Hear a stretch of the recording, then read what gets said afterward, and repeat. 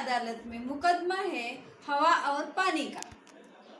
पहला दृश्य। मंत्री जी, शिकायत करने वाले लोग आ गए हैं। हाँ महाराज। जिनके बारे में शिकायत आई है, क्या उन लोगों को भी यहाँ बुलाया लिया गया है? हाँ महाराज, आज सब हवा और पानी के बारे में आए हैं। वे सब पास के कमरे में बैठे हैं। ठीक है, मुकदमे की कार्रवाई शुरू करें। पहले पानी को बुलाया जाए। महाराज की जय हो। महाराज, मैं पानी हूँ। पानी, तुमसे इन लोगों की शिकायत है। यदि शिकायत सच साबित हो गई तो तुम्हें दंडित किया जाएगा। महाराज, मुझे नहीं मालूम ये लोग मुझसे क्यों नाराज है। मैं तो एकदम स्वच्छ और निर्मल हूँ। महाराज, लोगों की पहली शिकायत यही है, पानी अब निर्मल नहीं रहा।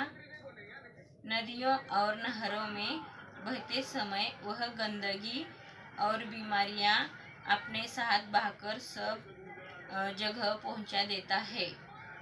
महाराज, ये लोग पहले की तरह पानी की रखवाली नहीं करते हैं। पशुओं को जोड़ के भीतर तैरने देते हैं। पशु अपनी गंदगी तालाब में छोड़ देते हैं। गांव की सारी गंदगी तालाब में फेंक दी जाती है। नदियों में कारखाना की गंदगी और शहर के गंदे नालों का पानी छोड़ा जाता है। महाराज, मैं अपने आप नहीं गंदा होता।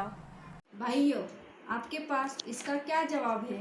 मान लिया, पर कहीं बरसना कहीं नहीं बरसना, यह तो पानी की ही मनमानी है। नहीं महाराज, मुझ पानी की मर्जी कहाँ चलती है। जिधर ढलान हो, जहाँ का माहौल अनुकूल हो, वहाँ मुझे जाना ही पड़ता है। इन लोगों ने पहाड़ियों को काट कर वहाँ मैदान कर रखा है। वह नष्ट किए गए हैं। ऐसी जगह बरसात कैसी हो सकती है? वर्षा न होने के लिए भी यही लोग जिम्मेदार हैं। वर्षा के लिए कौन जिम्मेदार रहेगा? जो बादल बना है वह तो बरसेगा ही। फिर वहाँ वर्षा का पानी बहना चाहिए, जहाँ नदी बहनी चाहिए। जहाँ मेरी सुस्ताने की पुरानी जगह होगी, वहाँ तो मैं जाऊँगा ही। लोगों ने ऐसी जगहों पर घर बना दिए हैं। ऐसे घर तो डूबेंगे ही ना। इनकी बनाई गलियाँ नालियों में घूमता रहूँ, यह कैसे संभव है महाराज? सदियों से ऊंची जगह पर बसा हुआ है। हमने नीची जगह पर कोई घर ही नहीं बनाया। फिर भी इस बार हमारे गांव पूरा बाढ़ का शिकार हो गया है। महाराज, पानी आंखों से मुनकर चला जाता है। नहीं महाराज, मैं देखकर चलता हूँ, तभी तो ढलान की तरफ जाता हूँ। कभी कभी जगह चढ़ने की कोशिश करता हूँ। लोग जानते हैं कि उनके गांव के पास एक पहाड़ है। उसके ऊपर बहुत सारे पेड़ है, वृक्ष थे। पहाड़ से उतरने समय में वृक्षों के बीच में से होकर आता था। सीधे पानी के रास्ते यानी नदी नाले में बहकर आता था। पहाड़ के वृक्ष से साफ कर दिए हैं। मैं वहाँ उतरता नहीं हूँ, बल्कि लुढ़कता हुआ नीचे आता हूँ। मुझे खुद पता नहीं चलता कि नीचे कहाँ गिरूंगा। और कोई शिकायत? तुम्हारी चुप्पी इस बात की गवाह है कि तुमने भी इन कारणों को मान लिया है। तुम्हारा भला इसी में है कि अपने गलतियों को सुधारो और पानी को निर्मल तथा उपयोगी रहने दो। दूसरा दृश्य। मंत्री जी, हवा के प्रति लोगों की क्या शिकायत है? महाराज की जय हो। महाराज, आजकल खुशबू नहीं होती, हर समय हमारे यहाँ बदबू ही फैलती है। हवा हूँ मैं। महाराज, यह आरोप झूठा है।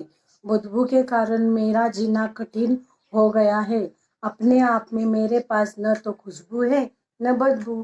पहले ऐसे नहीं होता था, पर आजकल के ये लोग मेरे धुए पशु पक्षियों को यहाँ वहाँ डाल देते हैं। उनके कारण मैं बदबू वाली हो जाती हूँ। इनके कारखानों से निकली गंदगी और गैस मुझ में घुल जाती है और यह बदबू दूर तक फैलती रहती है।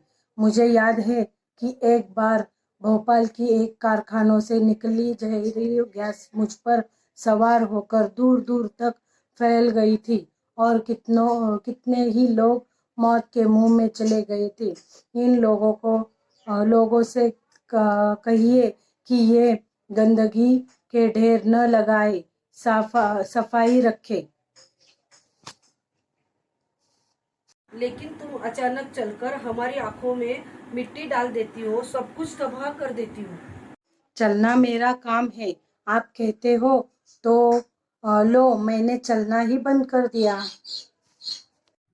अरे हवा रानी, नाराज मत हो, धीरे धीरे चलो, सांस लेना मुश्किल हो रहा है। हवा के बारे में कोई और शिकायत है? महाराज हम अपने घर साफ सुथरे रखते हैं, पर हवा आंधी बनकर आती है और हमारे घर में मिट्टी और कूड़े से भर जाती है। हवा तो भले आए, लेकिन आंधी क्यों? महाराज, आंधी से इनका मतलब मेरे तेज चलने से नहीं, चलने से है। वैसे तो मैं हर समय बहती रहती हूँ, पर इन्हें जब गर्मी लगती है तो पंखा चलाकर मेरी गति बढ़ा लेते हैं। इसी तरह जहाँ भी हवा कम होती है मैं तेजी से वहाँ जाती हूँ। जब मैंने तेजी से चलती हूँ तो रेत, मिट्टी, कूड़ा आदि जो भी हल्की चीजें मेरे रास्ते में होती है मेरे साथ उड़ने लगती है। ये अपने घर और दुकान साफ करके कूड़ा घर के आसपास गली में या सड़क पर डाल देते हैं। कई बार गांव के बाहर कूड़े के ढेर लगा देते हैं।